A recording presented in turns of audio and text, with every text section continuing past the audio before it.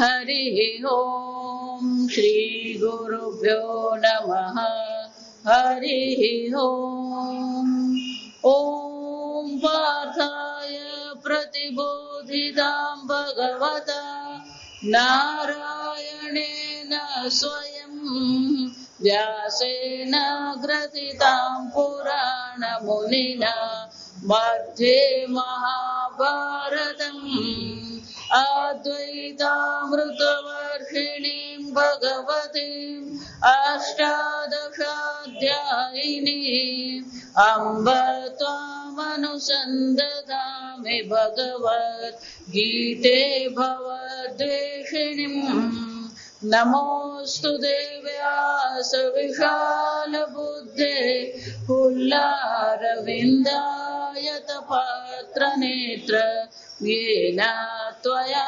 भारततैल पूर्णः प्रज्वालितो ज्ञानमय प्रदीपः प्रपन्नपारिजाताय स्तोत्रवेत्रैकपाणये ज्ञानमुद्राय कृष्णाय गीतामृतदुहे नमः। सर्वोपनिषदो गावः दुग्धा गोपालनन्दनः पार्थो वत्ससुधीर्भोक्ता दुग्धं गीतामृतं महत् वसुदेवसुतं देवं कंसचाणूरमर्दनं देवकी परमानन्दं कृष्णं वन्दे जगद्गुरुं भीष्मद्रोणतटा जयद्रथजला गान्धारनीलोत्पला शल्यग्राहवती कृपेण वहने कर्णेन वेलाकुला अश्वत्थामविकर्णघोरमकरा दुर्योधनावर्तिनी सोत्तीर्णा खलु पाण्डवैरणनदी कैवर्तकः केशवः पाराशर्यवचः सरोजममलम् गीतार्थगन्धोत्कटम् नानाख्यानककेसरम् हरिकथा सम्बोधना बोधितम् लोके सज्जन षट्पदैरहरः पेपीयमानं मुदा भूयाद् पंकजं कलिमल प्रध्वंसिन श्रेयसे मूकं करोति वाचालं पङ्गुं लङ्घयते गिरिं यत्कृपातमहं वन्दे परमानन्दमाधवम् यं ब्रह्मा वरुणेन्द्ररुद्रमरुदः स्तुन्वन्ति दिव्यैः स्तवैः वेदैः साङ्गपदक्रमोपनिषदैः गायन्ति यं सामगाः ध्यानावस्थिततद्गतेन मनसा पश्यन्ति यं योगिनः यस्यान्तन्न विदुःसुरासुरगणाः देवाय तस्मै नमः। 8मो अध्याय श्लोक 13मो ओमित्येकाक्षरं ब्रह्म व्याहरन् मामनुस्मरन् यः प्रयाति त्यजन् देहम् स याति परमां गतिम्।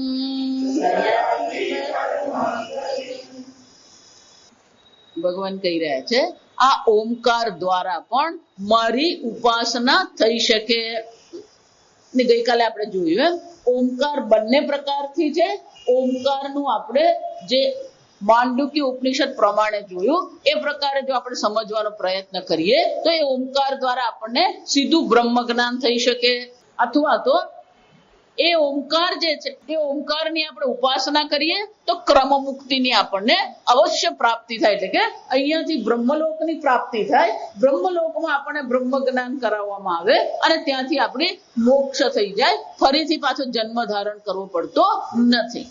અને એટલે ભગવાન કહે છે જે ઉત્તમ અધિકારી નથી, ભલે શ્રવણ કરે ત્યારે બધું બરાબર લાગે છે, પણ હું પૂર્ણ બ્રહ્મ છું એને આત્મસાત થતું નથી. એના માટે શ્રુતિ માતા શું કરે છે, આ ઓમકારની ઉપાસના આપણને દર્શાવે છે. અને એટલે ભગવાન કહે છે ઓમિતિ એકાક્ષરમ બ્રહ્મ. આ ઓમ એ એકાક્ષર બ્રહ્મ છે. અને એને શું કરવાનું, વ્યાહરણ. જો આગળ મેં કહ્યું કે પેલું ઓમકારનું ચિત્ર મૂકીને ધ્યાન નથી કરવાનું, ઓમકારનું શું કરવાનું, વ્યાહરણ, ઉચ્ચારયન. શંકરાચાર્યજી કહે છે આ પ્રકારથી ઉચ્ચારયન તદર્થ ભૂતમ મામ અનુસ્મરણ. ફક્ત ઉચ્ચારણ કરવાનું નથી. આ કેટલાક લોકો જે ઓમકારની ઉપાસના કરતા અને ઓમકારનું ઉચ્ચારણ કરતા હોય છે, આ યોગમાં સંગીતમાં ફક્ત ઉચ્ચારણ કરે છે, પણ ભગવાન શું કહે છે, મામ અનુસ્મરણ. સાથે સાથે શું કરવાનું છે, મનમાં મારું શું કરવાનું છે, સ્મરણ કરવાનું. એમ નહીં, અનુસ્મરણ. અનુસ્મરણ એટલે કે જે પ્રકારથી શાસ્ત્રમાં દર્શાવવામાં આવ્યું છે એ પ્રકારે એ પરમાત્માના સ્વરૂપનું આપણે સ્મરણ કરતા રહીએ. 7મા અને 8મા અધ્યાયમાં આપણે આ ભગવાનના સ્વરૂપને ઓળખી જ લીધું. પરા પ્રકૃતિ છે, અપરા પ્રકૃતિ છે. સ્વરૂપથી ભગવાન કેવા છે, અક્ષર બ્રહ્મ ચૈતન્ય સ્વરૂપ છે.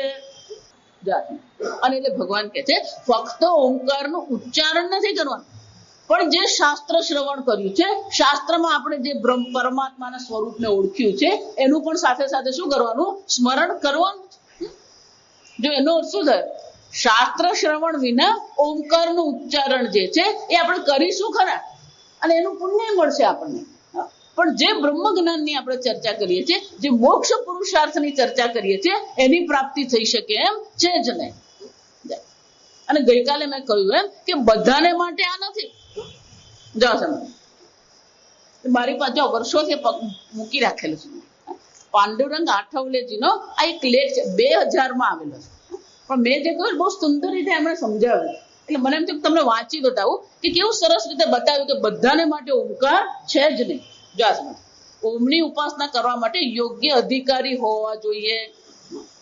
દ્રશ્ય કે શ્રાવ્ય જગતના વિષયો માટે સંપૂર્ણ વિરક્તિ નિર્માણ ન થાય ત્યાં સુધી ઓમકારની ઉપાસના કરવી અનધિકારી ચેષ્ટા છે.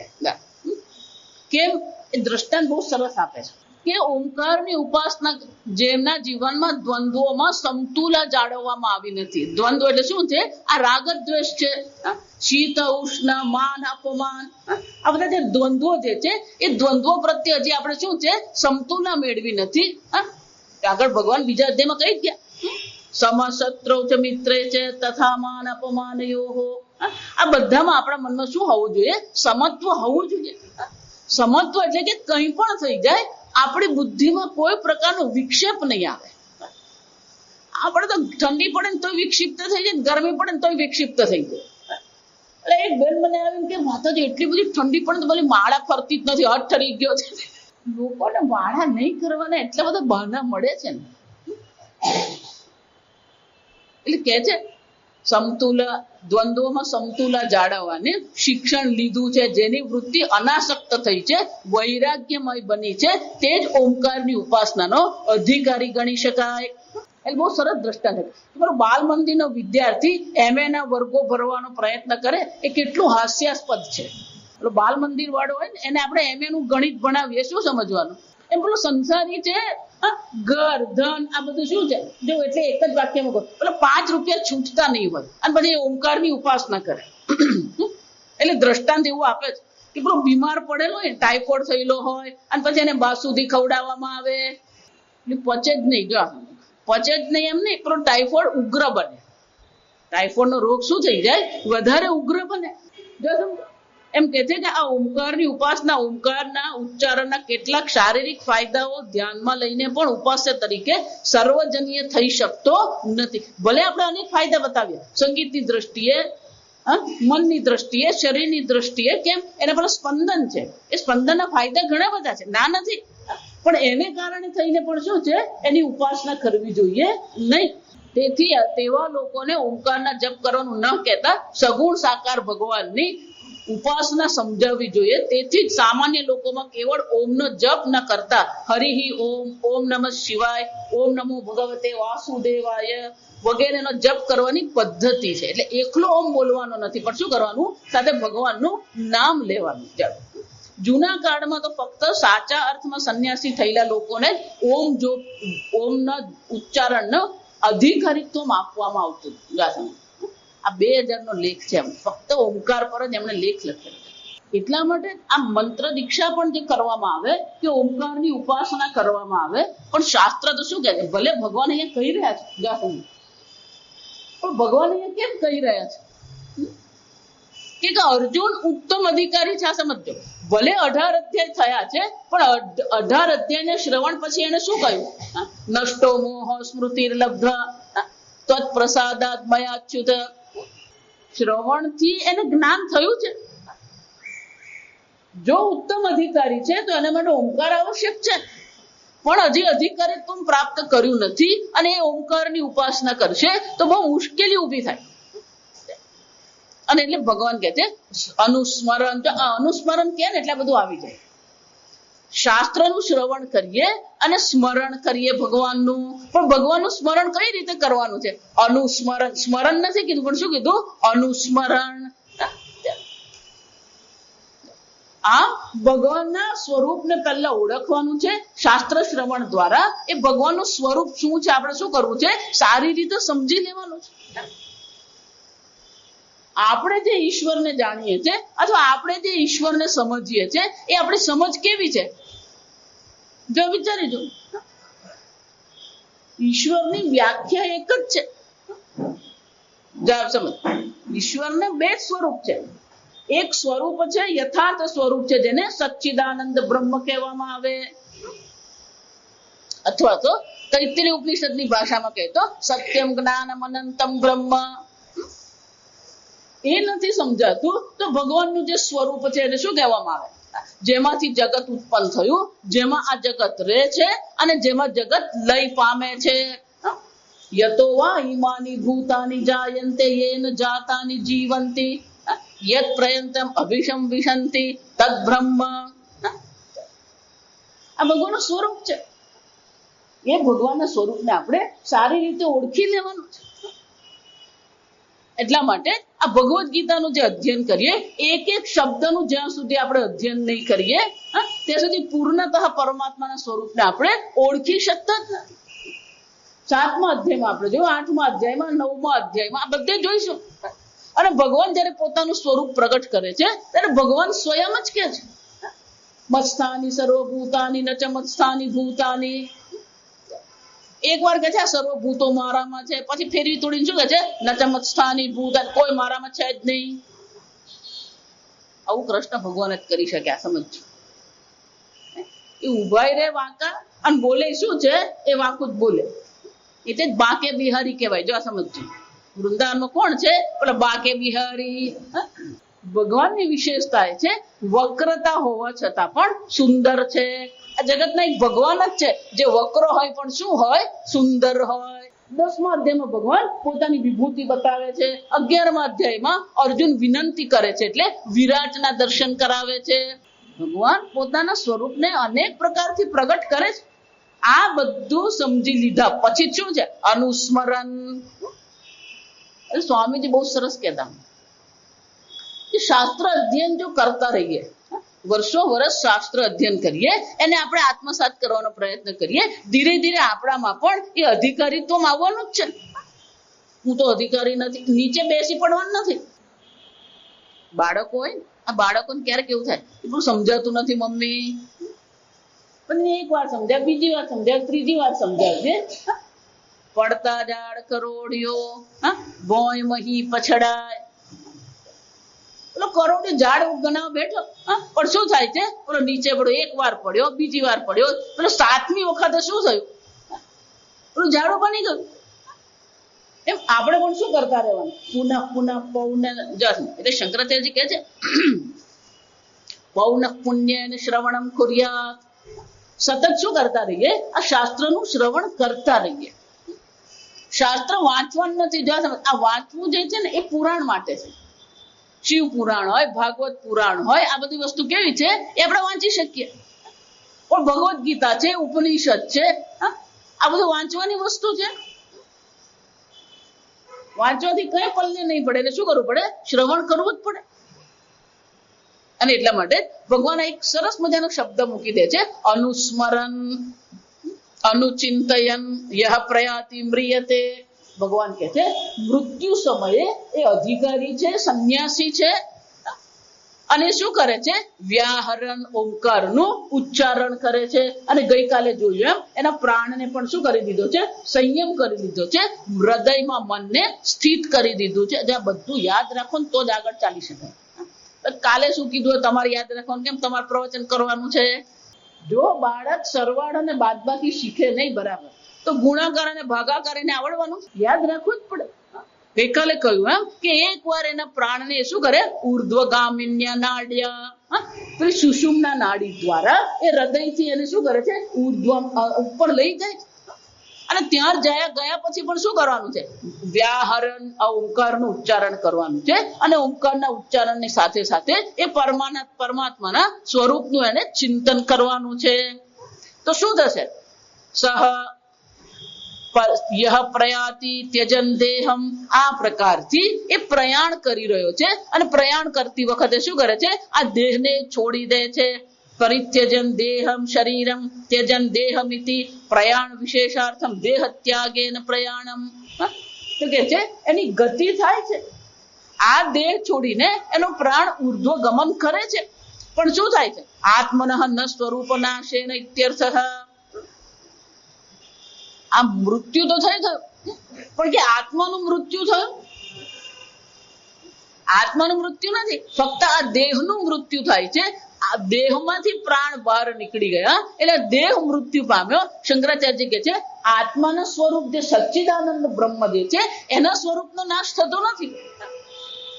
એ તો બ્રહ્મ છે જ, પણ એને ઓળખાતું નથી. એટલે ભગવાન એને શું કરે છે? એક બીજો ઉપાય બતાવે છે. અને અર્જુને પ્રશ્ન પૂછ્યો તો તમને કેવી રીતે જાણીને આ દેહ છોડવો જોઈએ? અને એટલે ભગવાન કહે છે આ પ્રકારથી અર્જુન જે દેહ છોડે છે, સયાતિ પરમામ ગતિ સહ એવમ ત્યજન યાતિ ગચ્છતિ પરમામ પ્રકૃષ્ટામ ગતિમ.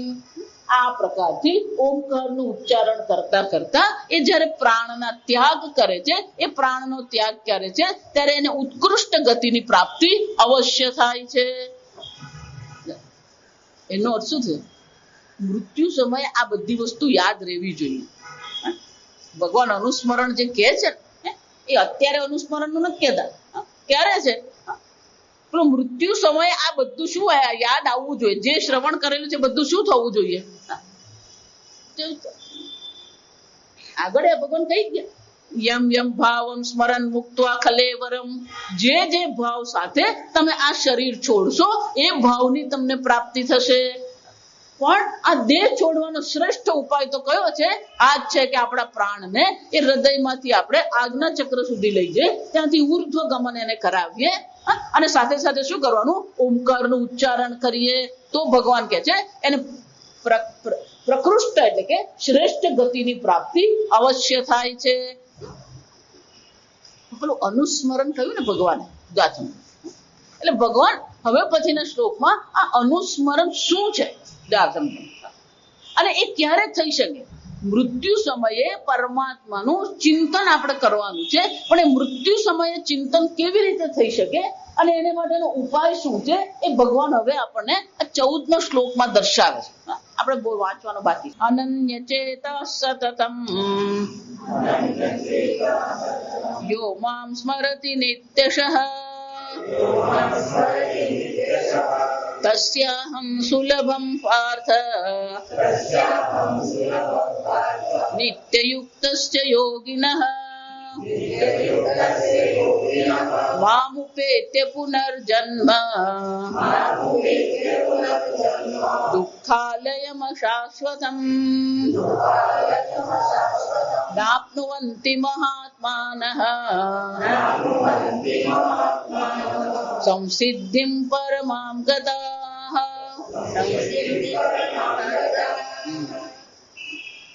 મૃત્યુ સમયે ભગવાનનું અનુસ્મરણ કરવું હોય તો ભગવાન ફરીથી એ જ કહે છે. આગળ જે કહી ગયા તસ્માત સર્વેષુ કાલેષુ મામ અનુસ્મર, જો ત્યાં પણ અનુસ્મર જ છે, આ સમજો. સ્મરણ નથી કહેતા, શું કહે છે? અનુસ્મર. અને એ જ વસ્તુ ભગવાન ફરીથી અહીંયા કહે છે અનન્ય ચેતાઃ ન અન્ય વિષય ચેતઃ યસ્ય સહ અનન્ય ચેતાઃ યોગી. યોગી કોને કહેવામાં? જેનું મન ઈશ્વર સિવાય અન્ય કોઈનું ચિંતન કરતું નથી. આ જ અઘરું છે આપણા. કેમ? માળા કરવા બેસે તો બુદ્ધિ શું કરતી હોય? પેલી માળા એક બાજુ હોય, પેલા ભગવાનનું મંત્ર એક બાજુ હોય, પણ બુદ્ધિ તો ક્યાં જ ભટકતી હોય. પણ એનો અર્થ એવો નથી માળા નહીં કરવાની. કેમ? એ માળા કરતા રહીશું તો ધીરે ધીરે મનને પણ શું થશે? શાંત થવાની આદત પડશે. અત્યારે તો તમારું મન છે સામાન્ય છે, પણ જપ કરવા બેસશે ને ત્યારે આ જ મન આપણા માટે શું થઈ જાય છે? વિઘ્નનું કારણ બને. પેલી રસોઈ કરવાની હોય, છોકરાને રાખવાના હોય, કોઈનો ફોન આવે ને ફોન પર જવાબ આપવાનો હોય, એટલે મન શું થતું હોય? અનેક વિષયોમાં ભટકતું હોય. અને આ વિષયોમાં અનેક વિષયોમાં ભટકે છે એ બરાબર જ છે, કારણ કે તો જ જીવન જીવી શકીએ. ના હું તો રસોઈ કરું એટલે બસ રસોઈ જ કરું, પણ છોકરું રડે એનું શું? હા, સાંસારિક જીવનમાં અનેક પ્રકારથી મન કામ કરી રહ્યું છે, એ તો સ્વાભાવિક જ છે. ગાડી ચલાવી ત્યારે પણ શું કરવાનું? ના હું તો આમ સીધું જોઈને ગાડી ચલાવ્યા કરું, ચાલે ને? ડાબી બાજુ જોવું પડે ને જમણી બાજુ જોવું પડે, આગળ જોવું પડે, પાછળ પણ જોવું પડે. હા, જે આપણા રોજબરોજના જીવનમાં જેને આપણે સામાન્ય કહીએ છીએ, પણ જયારે જપ કરવા બેસીએ ત્યારે એ જ મન આપણા માટે શું બની જાય છે? વિઘ્ન રૂપ બની જાય છે. અને એટલા માટે ઉપાય, શ્રેષ્ઠ ઉપાય તો જપ જ છે. જપાત સિદ્ધિ, જપાત સિદ્ધિ. આ જપથી જ સિદ્ધિ મળે. જો 10મા અધ્યાયમાં ભગવાન કહે છે અનેક પ્રકારના યજ્ઞ છે, આ સર્વ યજ્ઞમાં શ્રેષ્ઠ યજ્ઞ કયો છે? યજ્ઞાનામ જપ યજ્ઞોસ્મિ. સર્વ યજ્ઞોમાં આ જપ યજ્ઞ અર્જુન હું છું. જો એક વાર જો જપ કરવામાં આનંદ આવે ને પછી બહુ સરળ છે. એને આદત પાડતા થોડી વાર લાગે, પણ એક વાર જો જપ કરવામાં આનંદ આવી ગયો એને શાંત મનનો આનંદ કહેવાય. એને કયો કહેવાય? એને શાંત વૃત્તિ કહેવાય. આપણું મન શું છે? પેલું ચંચળ નથી, ભટકતું નથી, દુઃખી થતું નથી. એટલે એ મન કેવું છે? શાંત છે, નિર્મળ છે. બીજું ગઈકાલે કહ્યું એમ ભગવાનના નામનું ચિંતન થાય, ભગવાનના રૂપનું ચિંતન કરીએ તો જપ જયારે કરી રહ્યા છે ઓમ નમઃ શિવાય, તો જયારે ઓમ નમઃ શિવાય બોલી રહ્યા છે તો સાથે સાથે શિવજીની લીલાનું પણ આપણે શું કરી શકીએ? ચિંતન કરી શકીએ. અથવા ભગવાન કૈલાસ ધામમાં બેઠા છે, બાજુમાં પાર્વતીજી બેઠા છે, એ પણ આપણે શું કરી શકીએ? ચિંતન કરી શકીએ. નામનું ચિંતન કરીએ, રૂપનું ચિંતન કરીએ, લીલાનું ચિંતન કરીએ. આમ મનને આપણે શું કરવાનું છે? જપ કરતી વખતે પણ જગતમાં ભટકવા દેવાનું નથી. ભગવાનની લીલામાં શું કરવાનું? એને વ્યસ્ત રાખવાનું. એકલો જપ કરીએ ને તો અઘરું પડે. અથવા તો જો ગાયત્રી મંત્ર હોય, જો ગાયત્રી એમ કરે ને આપણા મગજમાં એવું ગોઠવાઈ ગયેલું છે. આ કેટલાક સંપ્રદાયો અને કેટલાક લોકો એવું ગાંડું કરે છે. આપણે ગાયત્રી એમ કહીને આપણને એક જ ગાયત્રી યાદ આવે. સમજ, હમણાં મારી પાસે આવ્યા 143 પ્રકારની ગાયત્રી છે. કેમ? ગણેશ ગાયત્રી પણ છે, ગરુડ ગાયત્રી પણ છે, કૃષ્ણ ગાયત્રી છે, રામ ગાયત્રી, બધા જ ભગવાનની ગાયત્રી. દેવીઓની પણ ગાયત્રી. ઓમ મહાદેવ્ય ચ વિદ્મહે વિષ્ણુ પત્ન્યૈ ચ ધીમહિ તન્નો લક્ષ્મી પ્રચોદયાત. તો આ કોની ગાયત્રી થઈ? લક્ષ્મીની. બધા ગ્રહની પણ છે, હનુમાનજીની પણ છે, બ્રહ્માજીની છે, બધાની છે. ગાયત્રી એટલે છંદ છે. જેમ આપણે ભગવદ્ ગીતાના શ્લોક વાંચીએ છીએ ને અનુષ્ટુપ છંદ કહેવામાં આવે. આ ગીતાનો શ્લોક છે શું છે? અનુષ્ટુપ છંદ છે. અનુષ્ટુપ છંદની વિશેષતા શું છે? એના 4 પાદ છે અને દરેક પાદમાં 8 અક્ષર છે. 4 પાદ છે અને દરેક પાદમાં શું છે 8 અક્ષર છે, એને અનુષ્ટુપ કહેવાય. પેલું ગાયત્રી છંદ જે છે એમાં 3 પાદ છે અને દરેક પાદમાં 8 અક્ષર છે, એટલે કેવું છે 24 અક્ષરોને બને અને બધા ભગવાનની બને. તત્પુરુષાય વિદ્મહે મહાદેવાય ચ ધીમહિ તન્નો રુદ્ર પ્રચોદયાત. આ રુદ્ર ગાયત્રી છે. તો ગાયત્રી જે છે શું છે, એક જ ગાયત્રી છે એમને, પણ જો આપણે ગાયત્રી મંત્રનું જપ કરતા હોઈએ તો ગાયત્રી મંત્રના અર્થનું પણ આપણે શું કરી શકીએ, ભલે નામનું ચિંતન ન કરીએ, રૂપનું ચિંતન ન કરીએ, લીલાનું ચિંતન નહીં કરીએ, પણ એ જે ગાયત્રી મંત્રનો જે અર્થ છે એનું પણ આપણે શું કરી શકીએ, ચિંતન કરી શકીએ. આમ આપણા મનમાં એક જ વિષય છે. શંકરાચાર્ય શું કહે છે, અનન્ય ચેતઃ અન્ય વિષય ચેતઃ ના, જેનું મન અન્ય કોઈ વિષયમાં જતું નથી, ફક્ત ઈશ્વરનું ચિંતન કરે છે. જાગતા ઉઠતા બેસતા શું કરતા રહેવાનું. જો એટલે આપણી સંસ્કૃતિ બહુ અલગ છે, પણ આજકાલ માતા પિતાઓ પણ એવા મોડર્ન બનવા માંડ્યા છે ને, કોઈને ફોન કરીએ હાય, પછી એ બધી હાય લાગે. આ સમજ, હરિઓમ શું કહીએ, હરિઓમ, જય શ્રી કૃષ્ણ, કઈ પણ બોલો, પણ ભગવાનનું નામ. ઘરમાંથી નીકળી તો ભગવાનના દર્શન કરો અને ભગવાનનું નામ લઈને નીકળો. ઘરમાં આવો એટલે પહેલા શું કરો, પેલો ભગવાનનું નામ લઈએ. ભગવાનમાં કઈ પણ તમે ઘરમાં નવી વસ્તુ લાવો, તમારા નવા કપડા આવે તો ભગવાન માટે પણ શું કરો, ભગવાનનું આસન લઈ આવો, ભગવાનના વસ્ત્ર લઈ આવો, ભગવાન શ્રૃંગાર લઈ આવો. પેલા મને યાદ છે કે વાડી જે લોકોની, આ ગામડામાં બધાને કેરીની વાડી હોય, કેળ હોય, વાડી હોય, સુરણ હોય, કઈ પણ ખેતરમાંથી આવે એટલે પહેલો એક ટોપલો પેલો ગામના મંદિરે જાય. પહેલો કેરીનો ટોપલો ઘરમાં દાખલ નહીં જાય, પહેલો કેરીનો ટોપલો ક્યાં જાય, મંદિરે જાય. ચોખા લઈ આવે, એક વાટકી પહેલા કોને ધરાવો, એ લાલાને ધરાવો. તો રોજ આપણે ભોજન બનાવીએ છીએ, ભગવાનને રોજ શું કરી શકીએ, થાળ ધરાવી શકીએ. એટલે એક બેન મને કે પણ માતા જેમ બહાર ગયા હોય તો શું કરવાનું, કેમ ભગવાન ખાલી એકલી તારા ઘરમાં જ છે, જેને ત્યાં ગયો એને ત્યાં ભગવાન હોય. તમારી થાળી બનાવીને શું કરો, એના ઘરમાં જે ભગવાન છે એને ધરાવી દો. પણ એના ભગવાનને તો મારા ભગવાનને પાછું આ લોકો જાત જાતના પ્રશ્ન. એટલે એક બેન તો નહીં પણ અમે જનતા ગયા એ કૃષ્ણ વાળા, તમે તો શિવ વાળા છે, કઈ નહીં તું કૃષ્ણ ધરાવે, શિવને પહોંચી જાય, ચિંતા નહીં કરે. હરિ અને હરમાં ભેદ કરે ને એ નરકમાં જાય. આ યાદ રાખજો, હકીકત તમને કહું, હરિ અને હર બે છે જ નહીં. જે હરિ અને હરમાં ભેદ કરે ને, ભલે ને ગમે એટલી એને ભક્તિ કરી હોય, ગમે એટલી શિવ કથા કરી હોય, પણ એને જવાનું ક્યાં છે, એને નરકમાં જ જાય છે જ નહીં. એક જ એક અદ્વિતીય પરમાત્મા માત્ર છે. આપણે જાત જાતના રૂપ બધા જે છે એ રૂપની પૂજા કરીએ છીએ. પેલો એક પેલો સંતોષી માતાની કરે, પેલો બીજો દશામાની કરે, પેલો ત્રીજો વૈભવ લક્ષ્મીની કરે, જાત જાતને. હંમેશા એટલે કહું, પેલા અમેરિકા વાળા પેલા નવા નવી ચિપ્સ બનાવતા રહે અને આપણે નવા નવા ભગવાન બનાવીએ. તો આપણી સંસ્કૃતિમાં કઈ વાંધો નથી. આ સમજો, બીજા 2-4 માતાજી આવી જાય તોય શું છે, આપણને કોઈ ફરક નથી. કેમ, અહીંયા જે કઈ છે સર્વ શું છે, ઈશ્વર માત્ર છે. બીજા 2-4 ભગવાન ઉમેરાઈ જાય તો આપણને કોઈ ફરક પડે જ નહીં.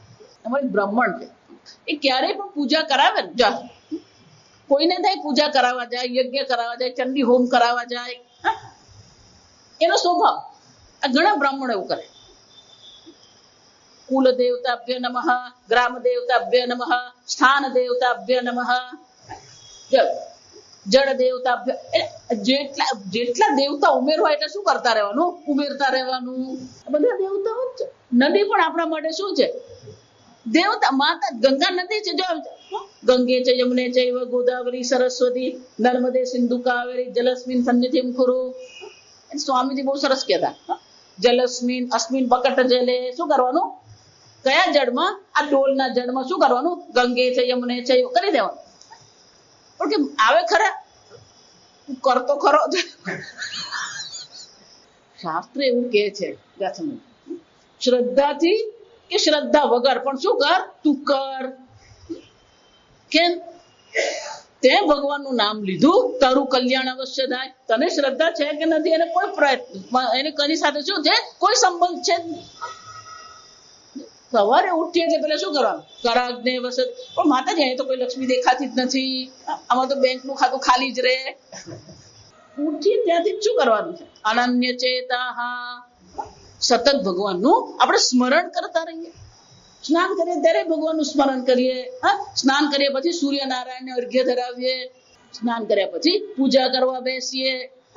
ધૂપ દીપ નૈવેદ્ય પુષ્પ શું કરવાનું, આરતી. સતત આપણું જીવન કેવું હોવું જોઈએ, ઈશ્વરને સમર્પિત હોવું. ભોજન બનાવ્યું તો ઈશ્વર. ડોંગરે મહારાજની કથા જો તમે સાંભળો ને, ડોંગરે મહારાજ તો ક્યારેય ઊંચી આંખ કરીને જોતા જ નહીં. જો આંખ મીચીને જ કથા કરતા. કોઈએ પૂછ્યું તમે આંખ કેમ મીચો છો, તો કે હું અહીંયા લોકોની ચર્ચા કરવા નથી આવ્યો, હું લોકોનું દર્શન કરવા નથી આવ્યો, આ ભગવાનના દર્શન માટે હું કથા કરું છું. ઈશ્વર છે ડોંગર મહારાજની વિશેષતા. જે પણ શહેરમાં કે નગરમાં એ જતા, એમનો નિયમ હતો. એ તો સ્વપાકી હતા અને લાલાની સરસ મજાની સેવા કરતા. પણ જો પહેલા તો કથા 2 સમય થતી, 9 થી 12 અને 3 થી 6. હવે પેલી 3 થી 6 કરી નાખી. 9 વાગે કથામાં જવાનું હોય. એ કથા પહેલા એમનો નિયમ હતો. પહેલા એટલે કોઈ પણ હોય ગામમાં, કોઈ પણ મંદિર, એવું નહીં માનો અમારા ગામનું મંદિર જ શ્રેષ્ઠ છે. ગામમાં કોઈ પણ જગ્યાએ ગયા તો ગામના પેલા શંકર ભગવાનના મંદિરે જશે, ત્યાં અભિષેક ભગવાનને કરશે અને ત્યાં જઈને શું કરશે, એ પેલા કૃષ્ણ ભગવાનની સ્તુતિ કરે. ત્યાંથી પછી એ હવેલી પર જાય, હવેલી પર લાલાના દર્શન કરે. ત્યાં લાલાના દર્શન કરે ત્યારે આ શંકર ભગવાનની સ્તુતિ કરે અને પછી એ મંડપમાં જતા. એટલે કોકે એમને પ્રશ્ન પૂછ્યો કે શંકર ભગવાન પાસે જાઓ ત્યારે પેલો કૃષ્ણ ભગવાનનું કરો છો અને કૃષ્ણ ભગવાન પાસે જાઓ ત્યારે શંકર ભગવાનની સ્તુતિ કરો, આવું કેમ કરો? તેનો 2 અર્થ છે. લૌકિક રીતે એમ કહેવા માંગતા હતા કે હરિ અને હર 2 નથી, એટલે તમે શું કરો, આ ચિંતન કરો. બીજું લૌકિક અર્થ સામાન્ય છે, મુખ્ય અર્થ બીજો છે. મુખ્ય અર્થ એ હતો કે આ શંકર ભગવાન જે છે એ સતત વિષ્ણુનું ચિંતન કરનારા છે. તો કે હું જો વિષ્ણુનું નામ લઈશ તો શંકર ભગવાન જલ્દી પ્રસન્ન થશે. જો વિચારી જો. અને કૃષ્ણ ભગવાનને કોણ પ્રિય છે? આ શિવજી પ્રિય છે. એટલે હું જયારે લાલાના દર્શન કરવા જાઉં ત્યારે હું શિવજીનું નામ લઉં તો લાલો વધારે પ્રસન્ન થાય. જેને જે ગમતું હોય એ આપણે આપીએ તો શું થાય, એની પ્રસન્નતા વધે. આપણું જીવનમાં એ શું કરવાની જરૂર છે, ઈશ્વરનો પ્રવેશ કરાવવાનો છે. અને એટલે શંકરાચાર્યજી કહે છે ન અન્ય વિષય ચેતા, જેનું બુદ્ધિ અન્ય કોઈ વિષયમાં પ્રવેશતી જ નથી. જાગત રામ હિ સોવત રામ હિ, સપનો મેં દેખું રાજા રામ હિ, અંદર રામ હિ બાહર રામ હિ, જહાં દેખું તહાં રામ હિ રામ હિ. આ બધા ભક્તો આપણા લખી જ ગયા. સુઈ જઈએ ત્યારે પણ શું કરવાનું, હે ભગવાન આ શરીર હવે હું તારે શરણે ધરું છું, હું સુઈ જાઉં છું. તમારે સુઈ ગયા પછી આ તમારા શરીરની રક્ષા કરનાર કોણ છે? ઈશ્વર જ છે. તમે સુઈ ગયા પછી શ્વાસ ચાલી રહ્યા છે, પેટમાં પાચન થઈ રહ્યું છે, હૃદય ચાલી રહ્યું છે. ઉઠ્યું ત્યારે ભગવાન શું કહેવાનું, થેન્ક યુ ભગવાન. કેમ તે આખી રાત શું કર્યું, આ મારું શરીરની રક્ષા કરી. આપણે તો ઉઠીએ ત્યાંથી જ શરૂ છે, ચા મૂકી. હું હંમેશા કહું, પેલો માતાજીનો શ્લોક છે, યા દેવી સર્વભૂતેષુ બુદ્ધિ રૂપેણ સંસ્થિત નમસ્તસ્યૈ નમસ્તસ્યૈ નમસ્તસ્યૈ નમો નમઃ. હવે આ કળિયુગમાં બદલાઈ ગયું. ચા દેવી સર્વ રૂપેષુ સ્ફૂર્તિ રૂપેણ સંસ્થિતા. આ ચા કેવી છે, સ્ફૂર્તિ રૂપેણ સંસ્થિતા નમસ્તસ્યૈ. પેલો બુદ્ધિ ત્યાં જ દોડાવે. જો આ વિશે ભગવાન શું કહે છે, અનન્ય ચેતા. એક જ શબ્દ છે. આપણું જીવન જ બની જવું. આપણા જીવનમાં ઉઠીએ ત્યારે ઈશ્વર જ છે, સુઈ જઈએ ત્યારે પણ ઈશ્વર છે. અને સતત શું કરતા રહીએ, ચિંતન કરીએ. ના અન્ય વિષય, અન્ય કોઈ વિષયમાં આપણી બુદ્ધિ જાય જ નહીં. એટલું જ નહીં, સતતમ યો મામ સ્મરતી, આ પ્રકારથી અનન્ય બુદ્ધિ થઈને શું કરે છે? સતત જે મારું સ્મરણ કરે છે. નિત્યશઃ, બે શબ્દ સતત અને નિત્યશઃ, અર્થ બંનેને એક જ છે. સતત એટલે સતત દરેક ક્ષણે ભગવાનનું સ્મરણ કરીએ. નિત્યશઃ નો અર્થ પણ શું થાય? નિત્ય એ ભગવાનનું આપણે સ્મરણ કરીએ. એટલે શંકરાચાર્યજી કહે છે આ બે શબ્દ છે, યો મામ પરમેશ્વરમ નિત્યશઃ સ્મરતી, એનો અર્થ શું થયો? ઈશ્વરનું સ્મરણ થતું રહેવું. જો હું બોલું ને વાક્ય એ ધ્યાનથી સાંભળવાનું. સ્મરણ થતું રહેવું જોઈએ, એનો અર્થ શું થયો? સ્મરણ કરવાનું હોય કે સ્મરણ થાય? સમજાય ફરક? હું એટલે જરાક ચાપીને આવવાનું, હું બોલું તે જરાક સમજવાનો પ્રયત્ન કરવાનો. સ્મરણ થતું રહે, થતું રહે એનો અર્થ શું થયો? એમાં તમારું કોઈ કર્તૃત્વ, તમારો કોઈ નિશ્ચય છે જ. સ્વામીજી હંમેશા કહેતા કોઈને ધ્યાન શીખવવાની જરૂર જ નથી, બધાને ધ્યાન કરતા આવડે જ છે, બધાને સ્મરણ કરતા પણ શું છે? આવડે જ છે. દીકરો અમેરિકા ગયો હોય ને, ઉઠે ત્યારે પણ કોને યાદ કરે? સુઈ જાય ત્યારે પણ કોણ યાદ આવે? અને જમતી વખતે કોણ યાદ આવે? સતતમ, એને શું કહેવાય? સતત. તો દીકરાને યાદ કરવો પડે કે યાદ આવે? દીકરાનું સ્મરણ કરવાનું નહીં હોય, દીકરાનું સ્મરણ શું છે? થાય. જ્યાં આસક્તિ હોય, જ્યાં પ્રેમ હોય, એનું સ્મરણ શું છે? આપોઆપ જ થાય. પણ આપણે આ જગતમાં એટલા બધા પ્રેમ કરીને બેઠા છે ને, ઘરને પ્રેમ કરીએ, ધનને પ્રેમ કરીએ, કપડાને પ્રેમ કરીએ.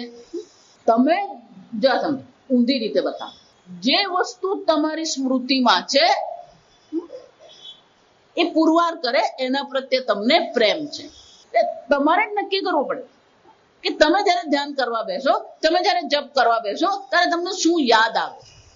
જે યાદ આવે છે એ શું કહેવાય? એના પ્રત્યે તમારા મનમાં આસક્તિ છે, પ્રેમ છે. પણ જો એ જગતનો વિષય છે તો આપણી બુદ્ધિને આપણે એને યાદ કરાવવું પડે. આ દ્રશ્ય છે, આ જડ છે, અનિત્ય છે, એ દુઃખનું કારણ છે.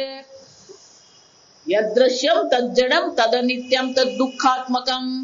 અને જે દુઃખનું કારણ છે તસ્માદ હેયમ, એને શું કરવો જોઈએ? ત્યાગ કરવો જોઈએ. આને વિવેક કહેવાય. નિત્ય અનિત્ય વિવેક કરતા રહીએ આપણે. આ અનિત્ય છે એનું સ્મરણ કરવાની આવશ્યકતા નથી. પણ આપણી બુદ્ધિ જેવી છે કે જેને યાદ નથી કરવાનું એ આપણે યાદ આવતું રહે. કેમ? જન્મો જન્મથી આપણા મનમાં શું થયા છે? આ સંસ્કાર પડ્યા છે. જ્યાં સુધી તમારી બુદ્ધિમાં તે વિષય પ્રત્યે સુખ બુદ્ધિ કે દુઃખ બુદ્ધિ નહીં થાય ત્યાં સુધી સ્મરણ આવે. જન્મો જન્મથી આપણે એવા સંસ્કાર લઈને આવ્યા છે કે કેટલીક વસ્તુ પ્રત્યે આપણે સુખ બુદ્ધિ કરી છે અને કેટલીક વસ્તુ પ્રત્યે આપણે શું કરી છે? પેલી દુઃખ બુદ્ધિ કરી દીધી છે. આ સુખ અને આ દુઃખ. તો જન્મો જન્મથી આપણે આ સંસ્કાર લઈને આવ્યા છે અને એ સંસ્કારને કારણે શું થાય છે? આપણે ઈચ્છીએ કે નહીં ઈચ્છીએ પેલી વસ્તુનું આપણને સ્મરણ થતું જ રહે છે. તો સુખ બુદ્ધિ તમારું કારણ. જો એટલા માટે ભીષ્મ પિતામહને જયારે કહ્યા આ બધું જે સુખ બુદ્ધિ જે છે, ધ્યાયતો વિષયાન પુરુષ સંગસ્તે સુપજાયતે સંગાત સંજાયતે કામઃ કામાત ક્રોધો વિજાયતે. આસક્તિ થઈ ગઈ છે એટલે પછી શું થાય છે? એનું સ્મરણ થતું રહે છે. હવે શું કરવાનું? આ દુઃખનું કારણ છે, સુખનું કારણ નથી. આગળ આવશે જન્મ મૃત્યુ જરા વ્યાધિ દુઃખ દોષ અનુદર્શનમ. આ જગતમાં જેટલી પણ વસ્તુઓ છે એ બધી વસ્તુઓમાં એક દોષ રહેલો છે અને દોષ કયો છે? દુઃખ દોષ. હા, પણ દોષ દર્શન કરીએ ને તો વસ્તુ છૂટી જાય. સુખ બુદ્ધિ કરીએ તોય આસક્તિ થાય, દુઃખ બુદ્ધિ કરીએ તોય સ્મરણ તો થવાનું જ છે. મને કહો, જેના પ્રત્યે તમને પ્રેમ છે એ વધારે યાદ આવે કે જેના પ્રત્યે દ્વેષ છે એ વધારે યાદ આવે? પ્રેમનો વિષય જેટલો યાદ આવે એના કરતા વધારે કોણ યાદ આવે? દ્વેષનો વિષય. ખાલી એટલું જ કહેવાનું, આંધળો છે દેખાતું નથી. ઘરે પહોંચે ત્યાં સુધી શું ચાલે? મને આંધળો કીધો, એ કોણ કહેવા વાળો? આ શરૂ ત્યાંથી થાય ત્યાં સુધી જાત જાત તો મનમાં ચાલે. ઘરે જઈને વિચારમાં પડે એટલે પછી પૂછે પત્ની શું થયું, આ પેલા મને આંધળો કીધો, એટલે પહેલા મનમાં ચાલતું હતું, પછી ક્યાં આવ્યું પેલું વાણીમાં આવ્યું. આ મનનો આ સ્વભાવ છે. પણ એક વાર આપણને ખબર પડી ગઈ આનંદ તો ઈશ્વરમાં જ છે. મીઠી તે શેરડીનો રસ ત્યાગીને કડવો તે લીમડો ગોળ મારે, રાધા કૃષ્ણ વિના બીજું બોલ મારે. સતત એ પરમાત્માનું ચિંતન કરીશું, ધીમે ધીમે આપણને ખબર પડવા માંડે દુઃખ એ સંસાર છે, સુખ એ કોણ છે, પરમાત્મા છે. પ્રારંભમાં એવું લાગે કે ભગવાન નામ લેવું દુઃખનું કારણ છે. કેમ? એટલે મનમાં જન્મો જન્મથી આ બધી આસક્તિ પડી ગઈ. ધીમે ધીમે આસક્તિ જેમ ઓછી થતી જશે, જેમ ભગવાનમાં પ્રેમ વધતો જશે, પછી એમાં પણ આપણે શું આવવા માંડે, આનંદ આવવાનો જ છે. અને એટલે શંકરાચાર્યજી કહે છે સર્વદા સતતમ પરમેશ્વરમ સ્મરતિ નિત્યશઃ.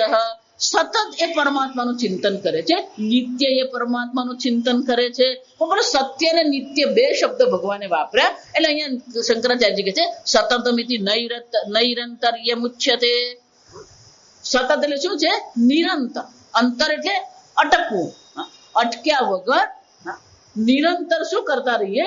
ઈશ્વરનું ચિંતન કરીએ. એટલું જ નહીં, નિત્યશઃ ઇતિ દીર્ઘ કાલત્વમ ઉચ્યતે. નિત્યશઃ નો અર્થ શું કરવાનો છે?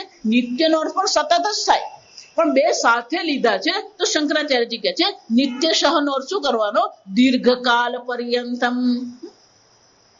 આપણે આજે 5 માળા કરી, પછી કાલ 2-4 દાડા પછી રજા પડી જાય, વળી પાછા પેલો 1 માળા કરે, વળી પાછા 2-4 દિવસ શું થઈ જાય, પેલી રજા પડી જાય. એમ નહીં, દીર્ઘકાળ પર્યંત શું કરતા રહેવાનું? આ રીતે ભગવાનનું સ્મરણ કરતા રહીએ. નિયમ બનાવવો પડે.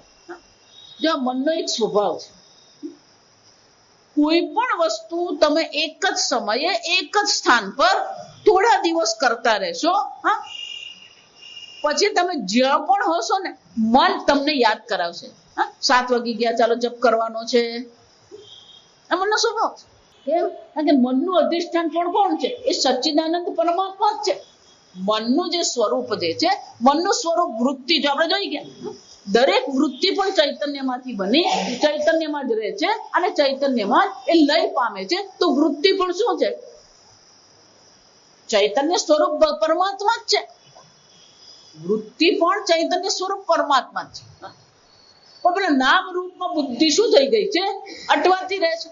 આમ સતત અને આપણે ભગવાન દીર્ઘકાળ પર્યંત આપણે આ કરીએ. જો એટલે જ કહું, કોઈ પણ પુરાણ હોય કે મહાભારત હોય, પુરાણના પાના ખોલો ને એ શરૂઆત ત્યાંથી જ થાય. ભાગવત નો પ્રારંભ છે, તમને મહાત્મા શું કહેવામાં આવ્યું? સૌનક મુનિએ નિર્ણય કર્યો 100 વર્ષ સુધી યજ્ઞ કરીશું. આપણે તો એક સત્યનારાયણની કથા કરવાની હોય ને, એટલે આખા ગામમાં જાહેરાત કરી વળે, એટલું ટેન્શન થઈ જાય. તે સૌનક મુનિએ તો કેટલા વર્ષ માટેનો યજ્ઞ કીધો? 100 વર્ષ માટે યજ્ઞ. પેલા રાવણે તપશ્ચર્યા કરી કેટલા વર્ષ? 10,000 વર્ષ. 10,000 થી નીચું તો ક્યાંય બતાવવામાં આવતું જ નથી. કેમ આવું કે છે? દીર્ઘકાળ પર્યંત. તમે શું બતાવે છે? દીર્ઘકાળ, સતત અને દીર્ઘકાળ સુધી આ પ્રકારથી ચિંતન કરે તો પેલા બ્રહ્માજી પ્રસન્ન થાય. આપણે તો 10 માળા કરે એટલે આજુબાજુ જોઈએ ભગવાન આવ્યા કે નહીં. શંકરાચાર્યજી કે છે દીર્ઘકાલત્વમ ઉચ્યતે. શંકરાચાર્યજી કે દીર્ઘકાળ એટલે શું? ન સન્માસમ સંવત્સરમ વા કિમ. 6 મહિના કર્યું ને 1 વર્ષ કર્યું નહીં. હું નથી કે શંકરાચાર્ય કે 6 મહિના કર્યું ને 1 વર્ષ કર્યું. શંકરાચાર્ય કે 6 મહિના કર્યું ને 1 વર્ષ કર્યું. ચૈત્ર નવરાત્રી આવે, આસો નવરાત્રી આવે, શ્રાવણ મહિના, ત્યારે બધા ભક્ત બની જાય. પછી બાકીના મહિના શું કરવાનું? ખાઓ પીઓ ને લહેર કરો. એટલે શંકરાચાર્યજી કે છે આ 1 અઠવાડિયું કે 6 મહિના કે 1 વર્ષની વાત નથી. ન સન્માસમ ન સંવત્સરમ વા કિંતરહિ. તો શું કરો? યાવત જીવમ નૈરેતર્યણ્ય યવમામ સ્મરતિ. યાવત જીવમ શું થયો? જ્યાં સુધી આ શરીરમાં પ્રાણ છે ત્યાં સુધી શું કરતા રહીએ? પરમાત્માનું સ્મરણ કરતા. યાવત જીવમ નૈરંતર્યેણ યો મામ સ્મરતિ. આ ભગવાન જયારે પણ યહ એમ કે ને, સમજો યદા અથવા તો યહ. એનો અર્થ શું થયો? આ ભગવાન એક શરત મૂકી. યહ જે આ પ્રકારથી દીર્ઘકાળ પર્યંત જીવન પર્યંત શું કરતો રહે છે? સતત મારું ચિંતન કરે છે. એટલું જ નહીં, એને અન્ય કોઈ વિષય પ્રત્યે આસક્તિ નથી. અનન્ય ચેતાહ. તેને શું થાય છે? તસ્યાહમ સુલભ પાર્થ. હે પાર્થ, એના માટે હું કોણ છું? સુલભ છું. સરળતાથી એને હું પ્રાપ્ત થાઉં છું. ભગવાન તો અહીંયા ને અત્યારે છે જ. આ સમજ. ભગવાન નિત્ય છે એનો શું થયો? અત્યારે હોવા જ જોઈએ. ભગવાન સર્વવ્યાપી છે તો અહીંયા પણ હોવા જોઈએ બોલવું પડે. જો વિચારી જોઈએ, અહીંયા છે અત્યારે ને અહીંયા ભગવાન છે જ. માતાજી દેખાતો નથી. બીજું જોવામાંથી ઊંચું આવે ને તો ભગવાન દેખાય. આપણે મંદિરમાં જઈએ ને, કોઈ પણ વ્યક્તિ મંદિરમાં દર્શન કરી આવ્યો, એને એક જ પ્રશ્ન પૂછ્યો, ભગવાનના વસ્ત્ર કયા રંગના? માતાજી યાદ નથી. તો શું જોઈને આવ્યો? શું દર્શન કરી આવ્યો તું? જો વિચાર, તમે જાઓ તો એ ભગવાનના ચરણના દર્શન કરો, ભગવાનના વસ્ત્રના દર્શન કરો, ભગવાનના શ્રૃંગારના દર્શન કરો, ભગવાનના તિલકના દર્શન કરો, ભગવાનની આંખમાં કેવો ભાવ છે એ જુઓ. આપણે પણ બધા જાય ને એમ દર્શન કરવા કે ચાલતી પકડી. ઈશ્વરના દર્શન કરીએ તો પછી પ્રેમથી કરીએ. આજે ભગવાને કેવો મુગટ પહેરાવ્યો, આજે માતાજીને કઈ સાડી પહેરાવી, આજે માતાજીને કેવો હાર પહેરાવ્યો, કોઈ વસ્તુ આપણે જોતા જ નથી. પછી આખા ગામમાં કહેતા ફરીએ, આ બધે તિરુપતિ દર્શન કરી આવ્યા. એને પૂછો કે તિરુપતિ દર્શન કર્યા, ભગવાનના વસ્ત્ર કેવા હતા? ભલે 1 સેકન્ડ ના થાય પણ બધું જોઈ લેવાય, એમાં કઈ વાર લાગે નહીં જોવામાં.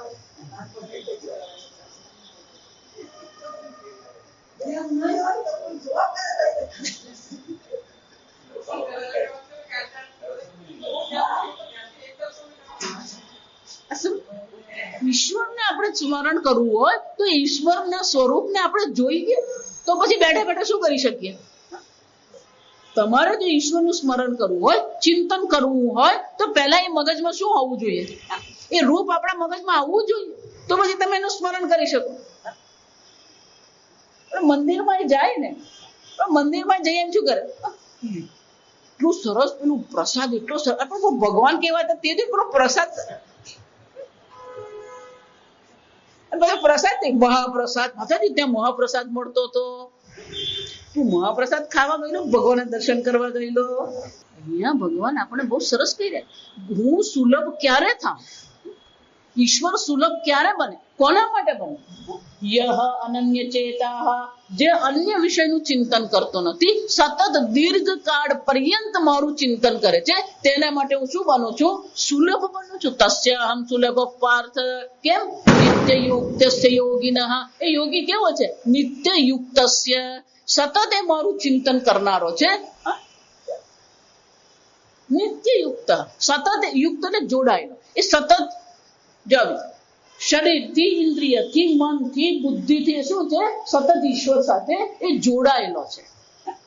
પૂજા કરીએ તો શરીરથી આપણે ઈશ્વર સાથે જોડાઈ ગયા, પાઠ કરીએ તો વાણીથી ઈશ્વર સાથે જોડાઈ ગયા, પ્રેમ કરીએ તો મનથી ઈશ્વર સાથે જોડાઈ ગયા. એ સ્વરૂપનું બુદ્ધિથી ચિંતન કરીએ તો બુદ્ધિથી આપણે ભગવાન સાથે અવશ્ય જોડાઈ ગયા. આમ શરીરથી, ઇન્દ્રિયથી, મનથી, વાણીથી, બુદ્ધિથી શું કરવાનું? સતત ઈશ્વર સાથે આપણે જોડાયેલા રહીએ. અને એટલે ભગવાન કહે છે આ પ્રકારથી જે નિત્ય યુક્ત યોગી છે એને માટે હું કોણ છું? તસ્યાહમ સુલભ પાર્થ. એ બીજો પ્રોગ્રામ છે. કેટલા વાગે? અરે શંકરાચાર્યજી કે છે અહમ સુલભ.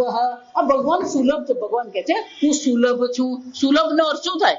સુખે ન લભ્ય. સુખે ને એટલે સરળતાથી. અહીંયા સુખે નો અર્થ શું થાય?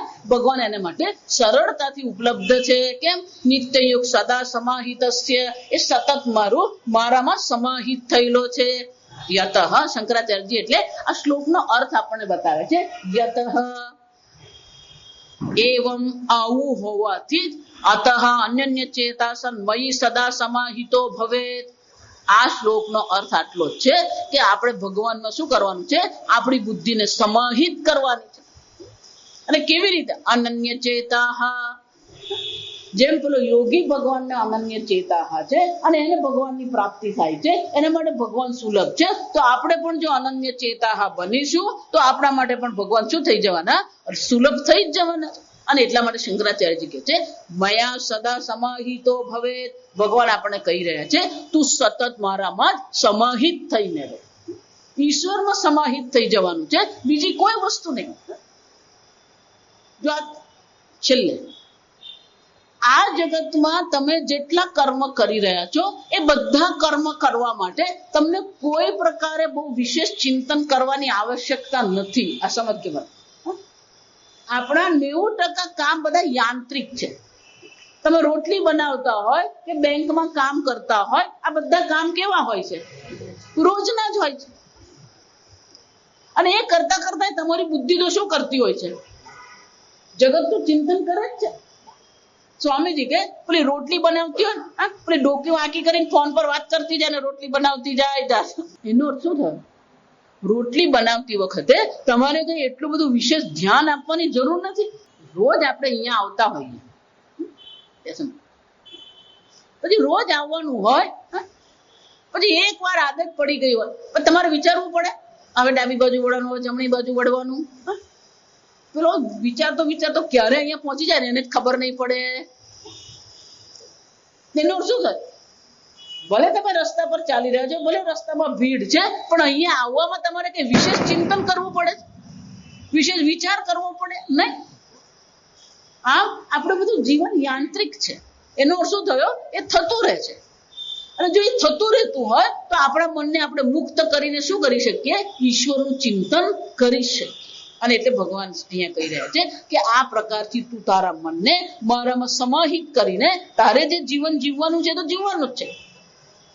જો વિચાર, ભોજન કરવું તો આપણે જ કરવાનું છે, સ્નાન કરવાનું આપણે જ કરવાનું છે, પણ એ કરતી વખતે પણ શું કરીએ? આપણે ભગવાન સાથે જોડાયેલા રહીએ.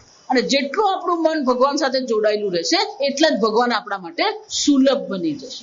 અને એકવાર ભગવાનની સાથે જોડાઈ ગયા એટલે ભગવાન આગળના શ્લોકમાં કહે છે, આપણે આવતી વખતે જોઈશું, મામુપેત્ય પુનર્જન્મ. અર્જુન એકવાર ઈશ્વરને પ્રાપ્ત કરી લીધો પછી એને પુનર્જન્મની પ્રાપ્તિ થતી નથી, એટલે કે એને મોક્ષની પ્રાપ્તિ અવશ્ય થાય. આગળ આપણે બીજી વાર મળીશું, ત્યારે આપણે આગળ ચાલીશું. ઓમ સ્વસ્તિ પ્રજાભ્ય પરિપાલયન્તામ ન્યાયેન માર્ગેણ મહિં મહિષાઃ ગોબ્રાહ્મણેભ્ય શુભમસ્તુ નિત્યં લોકા સમસ્તા સુખિનો ભવન્તુ કાલે વર્ષતુ પર્જન્યઃ પૃથ્વી સસ્યશાલિની દેશોऽયં ક્ષોભરહિતઃ બ્રાહ્મણા સन्तુ નિર્ભયાઃ. ઓમ સર્વેષાં સ્વસ્તિર્ભવતુ, સર્વેષાં શાંતિર્ભવતુ, સર્વેષાં પૂર્ણં ભવતુ, સર્વેષાં મંગલં ભવતુ, સર્વે ભવन्तુ સુખિનઃ, સર્વે સन्तુ નિરામયાઃ, સર્વે ભદ્રાણિ પશ્યन्तુ મા કશ્ચિદ દુઃખભાગ ભવેत्. असतो मा सद्गमय तमसो मा ज्योतिर्गमय मृत्योर्मा अमृतंगमय. ओम पूर्णमद पूर्णमिदं पूर्णात् पूर्णमुदच्यते पूर्णस्य पूर्णमादाय पूर्णमेवावशिष्यते. ओम शांति शांति शांति. हरि ओम श्री गुरुभ्यो नमः. हरि ओम.